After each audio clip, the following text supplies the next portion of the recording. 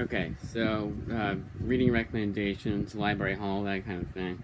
Um, the one I'm really upset about, and I knew this going in. Well, not going in, but like yesterday or Thursday was yesterday when they came in. But I asked for I did not ask for that. Asked for X-Men Volume One, and it was this time it's my fault because I didn't make it specific. I wanted the Marvel Masterworks version. So they gave me the black and white thin ass paper page. This is like, I don't know if you can tell how thin that is, but like thin ass paper, cheap quality Marvel Essentials X-Men Volume 1. Now, they don't have the Marvel Masterworks Volumes 1 and 2, because I own the third and fourth one, maybe, of X-Men, and the sixth one, I think the fifth one, for whatever reason. So I go in order from there. And this is like original X-Men, not Chris Claremont X-Men. I remember liking a couple of the issues that were in the third one that I read way back when, so I'll read the first two.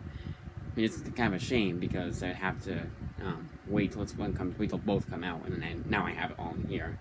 And that's the way the cookie crumbles. And this is basically like the black and white version and cheaper quality version of an Epic collection. This is Iron Fist, I also got. And Iron Fist, I swear to God, I have checked this book out of the library the most amount of times.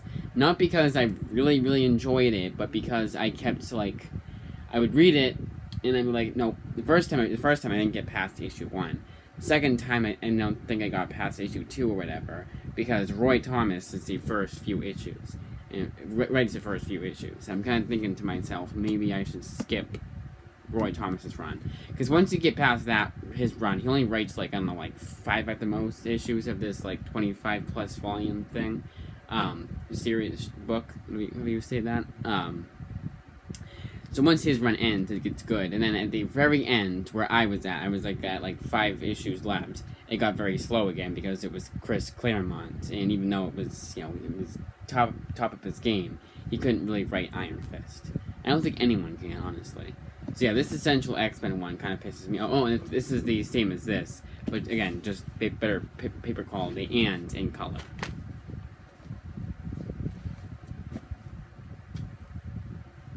Then this one I was surprised. Like I would not have minded buying this for myself if I had to.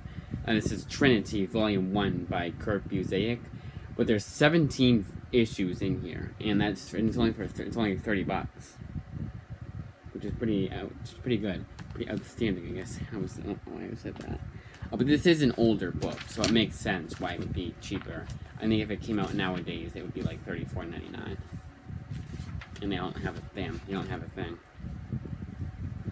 I don't know why it just looks inside the book like that. Ooh, Fabian Nicieza. I mean, that's why the series gets so poorly reviewed. Although I think, what's his face? Fabian Nicieza. He comes before Kurt Busiek, because Volume 2 still had Kurt Busiek listed. And Volume 2 gets bad, apparently. Okay, so these few... there, okay. Middle West. So some of these I have read because Jesus Christ, I'm doing a second cut. So some of these I've already read. I can't talk for whatever reason. See, already stuttering. It's like a really bad stutter. Middle West Volume 1. This was a recommendation from Near Mint Condition, but then I looked it up on Goodreads, and they had it reviewed pretty high too. Well, higher. Not super high, but enough to where I want to get it.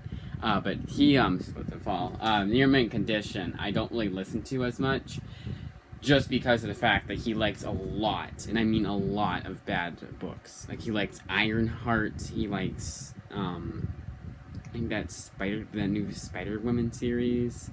He's a very but he will criticize Marvel too, so he's not like totally bad and not totally warped from being sponsored by Marvel. Not sponsored, but being he's kind of a Marvel chill. He's very far down on the list, but like I would have to do a top 50 to include him. Honestly, he's not that bad because he will criticize Marvel. He has his books he doesn't like from Marvel. It's just it's his opinion too. It's not like he he's corrupted or whatever, and he's forever corrupted, and he actually doesn't feel that way or whatever. No, it's something like that. And it's obviously it's his opinion too, but it's just kind of like you like a lot of bad books that are reviewed really poorly, and then you like some bad, and then you don't like some good books. It's kind of weird. But I don't like Sandman, so someone could say the same of me. Black Widow, the Itsy Bitsy Spider. It's the Devin Grayson run. I was very happy to find out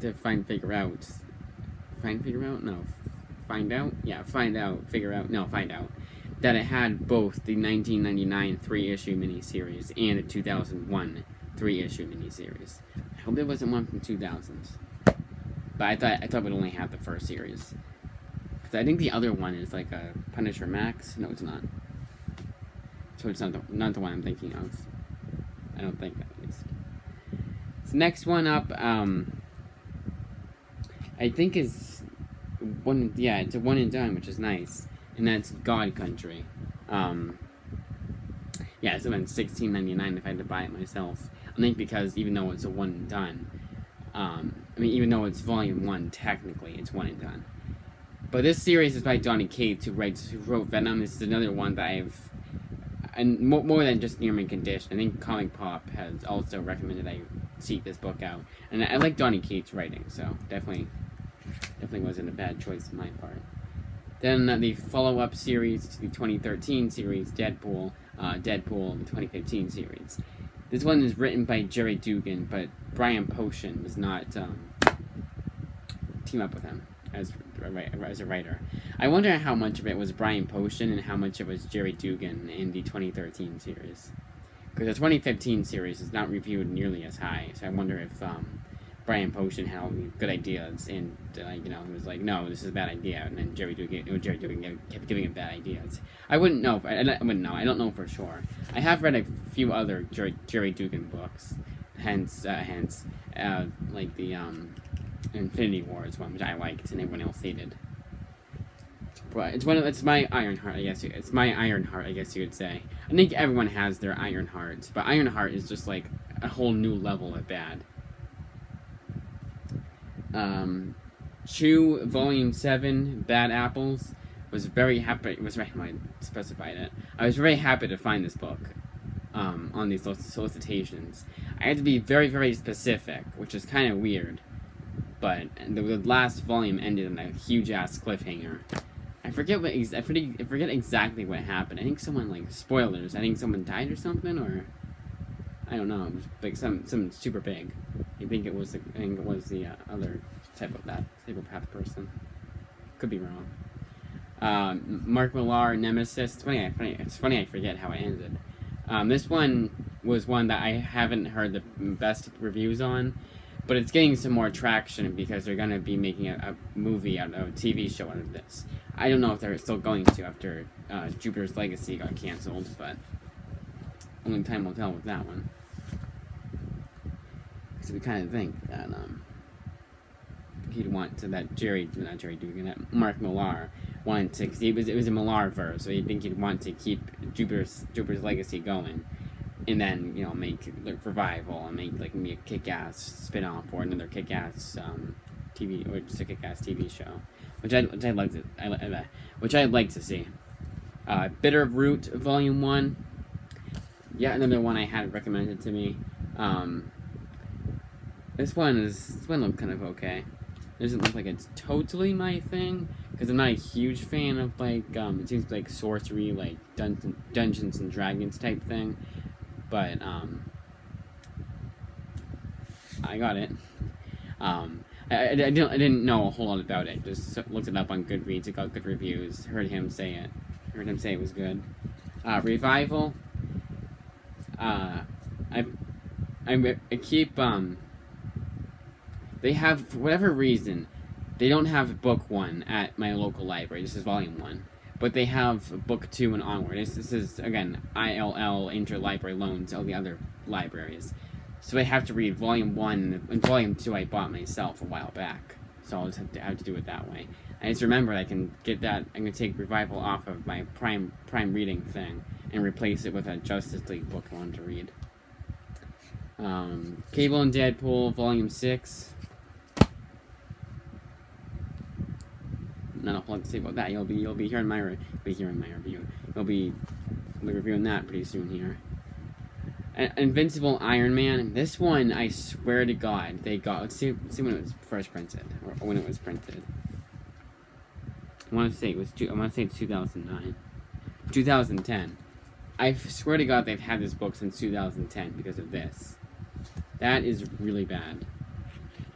It's also in the junior section because it's kind of like it is a kid's book because it's way back in the Silver Age, and pretty much everything Silver Age was targeted, meant for, and written for kids. I said written for twice. So obviously, but in junior, and because you know how kids can be with books, especially since 2010. I mean, that's when I was in 5th grade. That is crazy to think. It's actually crazy to think about. I was in 5th grade when they got this, and I'm estimating it. I stuttered. I'm basing this off the fact of when it was published, when it was released. No, 2013. If I'm going by the Andover, if I'm going by the Thinger.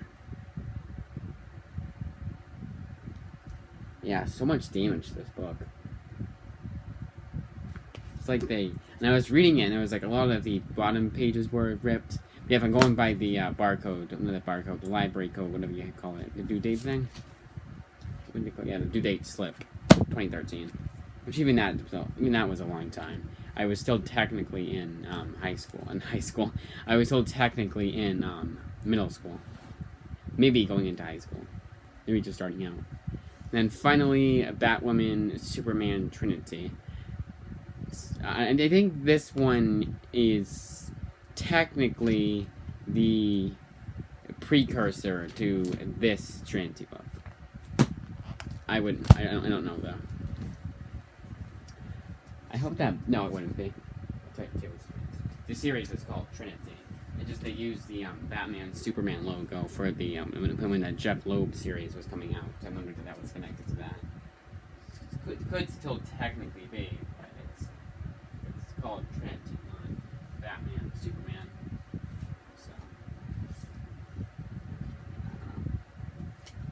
So reading recommendations. I gotta get out that slip. Not that slip. That notes on my iPad, on my iPhone, wherever that may be. Sometimes I will literally be like, where's my phone? And I'll be using it. Like, I'll be watching a video on it, and I'll be like, oh, where's my phone? I need it for something. And then, where the hell did I put it? Where did I put it on the floor? Alright. This is what happens when I don't edit. You just get so much not white noise, like, silence. Dead air. Okay, so wrong one. Cable and Deadpool Volume 5 is starting to remind me, so to speak, of why I totally dropped the title way back when. It wasn't too bad. The first 4 volumes, just Fabian Nicieza cannot write exposition good at all. What takes any other writer, pretty much any other writer, besides Silver Age writers, writers in Silver Age, and they had to do that. What takes someone 2 pages to do, Fabian Nicieza takes, damn it! No, not answering you. Takes 4 or 6. It was a scam caller, anyways. Takes 4 or 6 pages to do.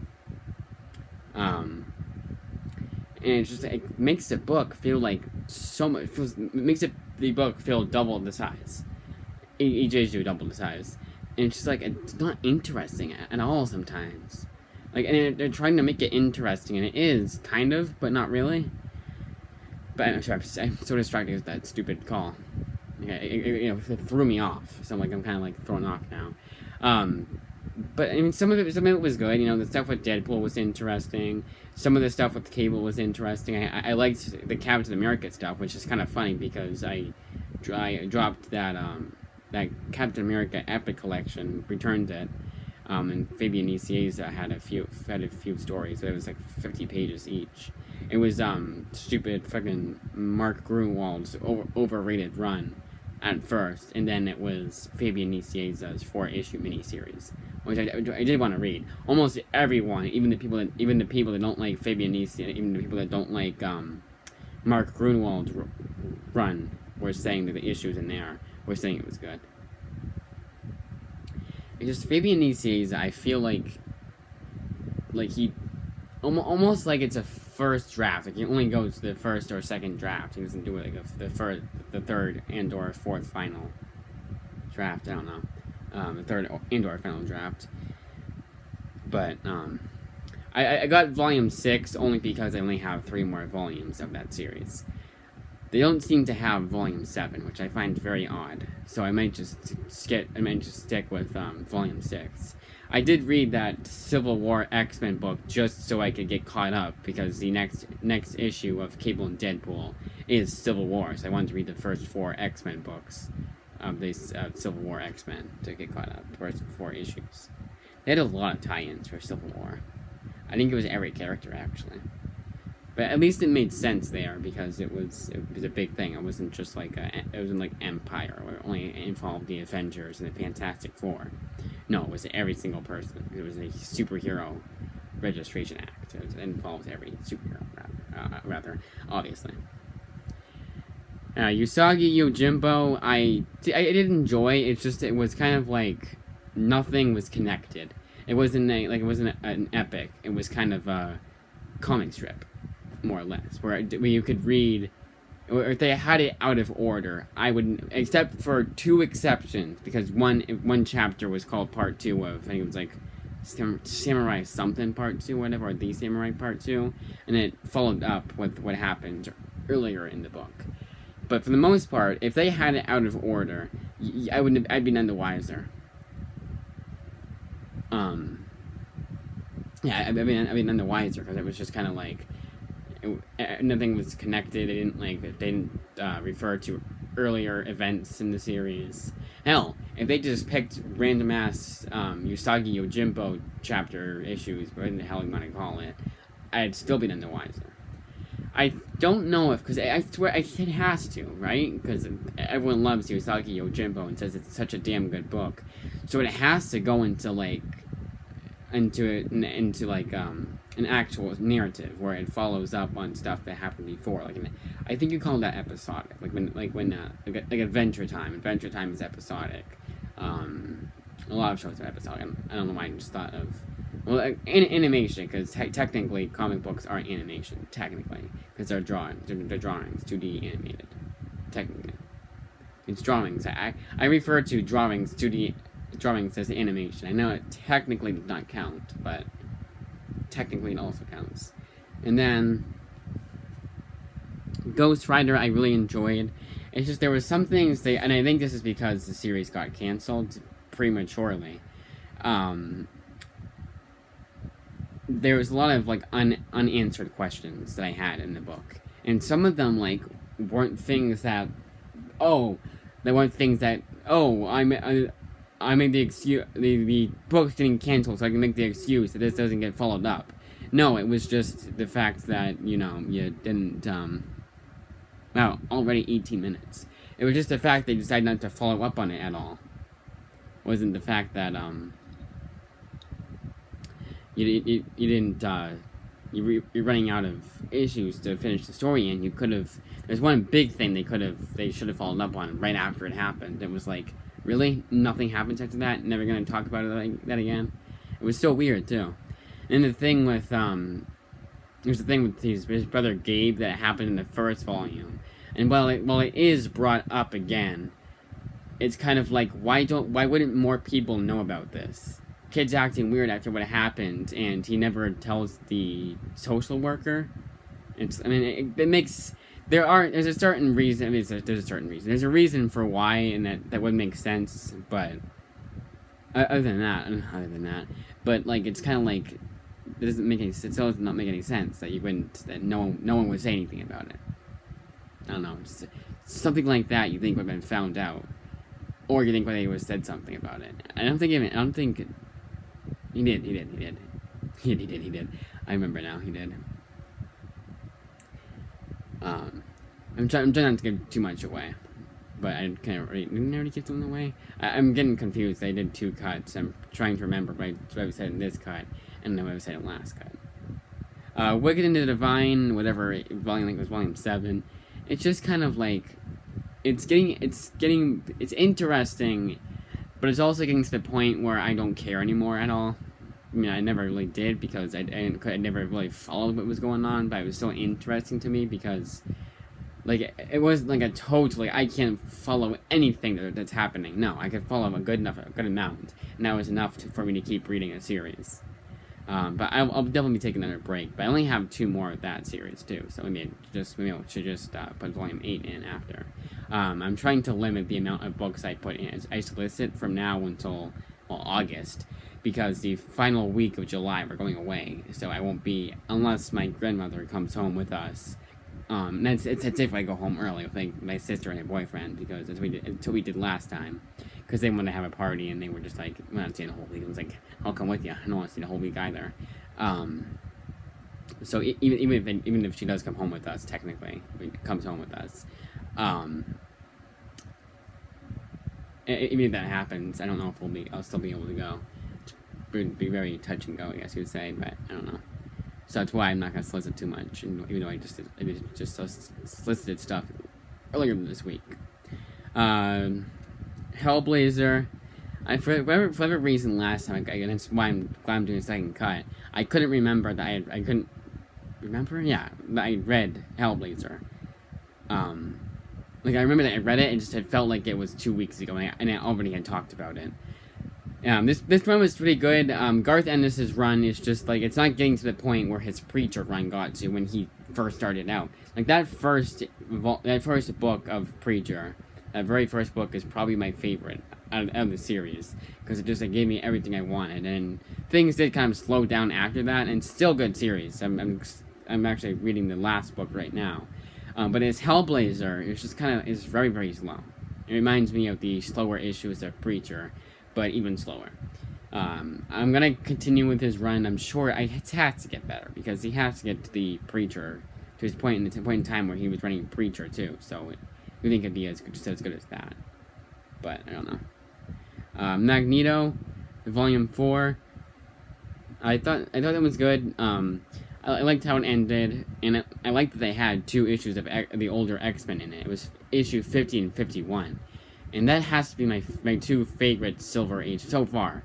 My 2 favorites, so I haven't read much of Silver Age, but it was really damn good Silver Age X-Men. Because X-Men got canceled, because even kids back then, way back in the 60s, having nothing to really compare it to, even they were like, no, this is not for me. This is terrible. It's not my thing, I guess you could say. I keep saying that. But like, wasn't clicking with them. And it got canceled. And Chris Claremont rose it from the dead and reignited the light that was turned off from Stan Lee's run. But that issue 50 and 51, which were not written by Stan Lee, I thought issue 50 was, but I think it was edited by Stan Lee. Stan Lee always got top billing, even back then. So in the other Magneto series, the actual Magneto series was really good. Because they kind of slapped on those 2 X-Men issues in there for little to no reason. What's-Her-Face makes an appearance in it, and she has her first appearance in that X-Men issue 50. Lorna makes an appearance in that Magneto series. I liked it a lot. It was very fast-paced, and it was a bit confusing because I didn't totally know what was going on. But other than that, I really enjoyed it. East of West, I did not enjoy. It's probably the worst out of all. Maybe the second worst out of all of these. Because it started out pretty good, but then it just got too dialogue heavy and exposition dumpy, and a lot of exposition dumps, and just, I don't know. It just was not my thing. I don't know how to explain it. It's really hard for me to explain how a book does not work for me when I'm just talking about the dialogue. It's basically what it was. It was just like just talking about stuff that wasn't interesting to me. So Copperhead was good, just as good as I remember it. Highly recommend you get into that series. That's Image at their best, even though Image isn't responsible for how the books come out. Judging on how they've released some really bad Image books. Deadpool, the final volume in Jerry Dugan's run and Brian Potion's run. Probably my favorite run of Deadpool, second favorite run of Deadpool so far. Daniel Way's run almost succeeds it, but Jerry Dugan did a lot for Deadpool. He didn't just do yet another Deadpool run. No, he gave him a family. He gave him like a lot of backstory. He furthered the character's mythology, and still had enough room to give a lot of like more and I don't want to say mundane, but more like easygoing Deadpool issues that weren't as like story heavy. Like they kind of had time to have like a funny little Deadpool issue that was like not related to anything. What they call that, like a one shot type dealing. Outsiders, Teen Titans book. I forget what it's called. Like Return in Death of Don Troy or something like that. I really liked the Judd Winnick's stories in there. It was the first 3 issues of that series. It was the Outsiders Graduation Day one. That one I really enjoyed. Everything after that, it was Phil Jimenez, and I always thought he was an artist, and it might be that he's a better artist than he is a writer, because it was so boring. It was like someone put it the best way. Go on to Goodreads. I think his name is like Mike. He puts it he basically does. He says it the way I would say it. You know, like God, what's the word? I can't words right now.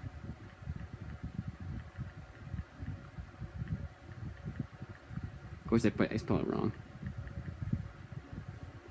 Good thing they had the right spelling right under it. But God, what is that word? It's right on the tip of my tongue. But he basically said it the exact same words I would say, basically. So his name, yes, Mike. Yeah, they talk like they're in Shakespeare. And it's like, it's a graphic novel, not a English book. And just like him, I will never finish the book. But again, the first few issues were really good. The Judd Winnick's run. And then the best that we could do is a memoir, and I don't think anybody will be interested in that. But if you are interested in memoirs, it's a very good one. I really enjoyed that one. Alright, so then we'll go back around and do the review. Cable and Deadpool, I give like a 5 out of 10. Usagi, I give like a 7 out of 10. Ghost Rider, I give like an 8. Wicked and Divine, I give like a 7.5. Hellblazer, I gave like a 9 out of 10. No, sorry, it's way too high. I'm distracted, sorry. Hellblazer, I gave like a 7 out of 10. Magneto, I gave like a 9 out of 10. The people that skip through my videos, I'm gonna think I gave a 9 out of 10 to Hellblazer. That's what you get for not watching the whole video. And I know how much you guys watch it, and I'm not saying it's a bad thing, but I mean, oh my god, 28 minutes. It's already 3 o'clock. I missed it. I lost an hour. East of West, man, 30 minutes. East of West, I give like a 5 out of 10. Copperhead, I give like a 9. Deadpool, also give a 9. I highly recommend those two. Outsiders, I give like a 5, and then the best that we could do, I give like a 9 out of 10. And that's it.